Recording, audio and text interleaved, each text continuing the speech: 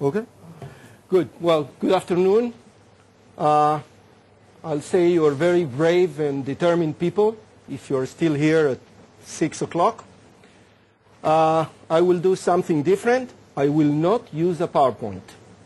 I think you've seen enough of them, so I'm going to do a very short story. My name is Ricardo Osiroff. I'm the CEO of Trace Systems. Trace Systems is a company that develops chemical sensors for homeland security, law enforcement, and other applications. It's a generic platform for chemical detection with ultra-high sensitivity based on really groundbreaking developments in the field of nanotechnology. TraceSense was established in late 2007 as a collaboration between a group of private investors and Ramot of the Tel Aviv University. Everything around the work of Professor Fernando Patolsky, who is a member of the center and a professor at the School of Chemistry. It began then as very basic research on how to make silicon nanostructures, three-dimensional nanostructures, with multiple applications, but totally unfocused. So, great idea. We're going to make these 3D silicon structures, but no particular or maybe too many ideas on how to take advantage of the technology. Today, several years later, we are, together with Ramot, involved in a market-oriented, product-specific development work, which is based on this disruptive technology.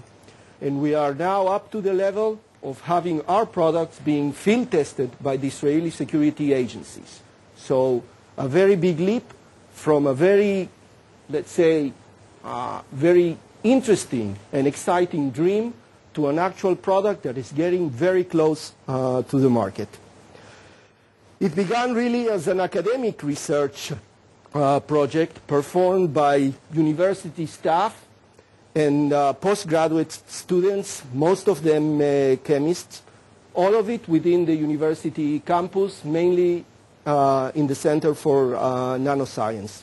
Today, years later, this is a complex operation.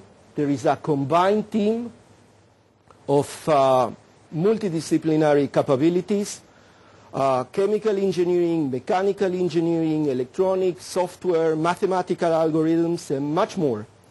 We also, of course, use many subcontractors outside the university for many different tasks, suppliers, consultants, and so on. A whole ecosystem that it's available in Israel to support the work of very early stage startups. This is not something that is found everywhere, but it has grown to a very large industry within Israel. And of course, a startup needs to grow on, and as we reach a commercial stage, we also look to develop as a company.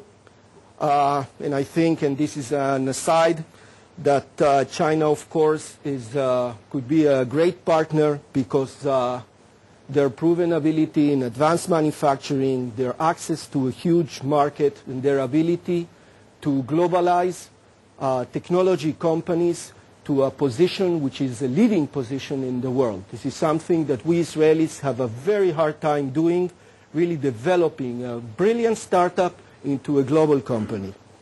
If we look at Professor Liu's model of partnership, I would say this is a four-way partnership between maybe Tel Aviv University and Tsinghua and Israeli startups and Chinese big and global companies, which we lack in Israel. This is part of the system that can take a new technology into a global position much faster and probably with a much better rate of success than anything that we can do by ourselves. So I would expand that model.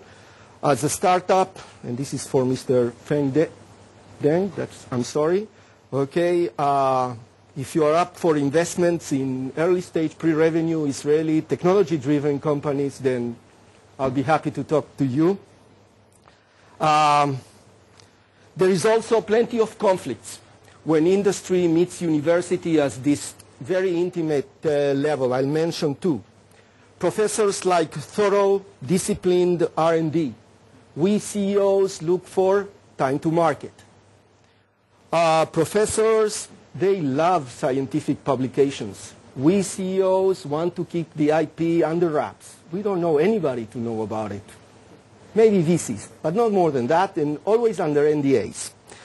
But again, even if we look at the conflicts, there is plenty of reasons to do work with university. For one, it's a great breeding ground for new technologies. People here are devoted to innovation. There is plenty of talented and motivated R&D staff. The things that I've seen PhD students do, nobody else would do. There are, of course, in the university, very advanced facilities. Anything from a glass-blowing shop to scanning electron microscope. Everything is available within maybe 1 square kilometer. Working with the university, we also enjoy infrastructure. We enjoy instant logistics. We enjoy IP support from Ramot. A lot of things that any startup just getting started cannot afford, and this is a good way to receive this kind of support. And of course, the Tel Aviv University, and I'm sure the same goes for Tsinghua, is recognized globally as a center for excellence. So it reflects on us as a company, and we enjoy the halo, the glow of the Tel Aviv University. There are also cons. There are also reasons that make it difficult. For one, it's more difficult to raise money. Anything that is being bred within the university has the stigma of being a university R&D project. Not mature enough, not ready, disconnected with the market, and so on. So both financial investors and corporate investors have to overcome these hurdles. Somebody used that term. Second, it has physical limitations. We cannot expand within the university. There is no physical space. Okay, but again, and thirdly, and this is something I discovered only after working for now a couple of years, 3 years here, there is a honey trap effect. It's so nice, it's so convenient, it's so great, it saves so much effort to work within the university, and of course the young students also help, that it's very hard to make the decision to step away from all of this, spread the wings and fly.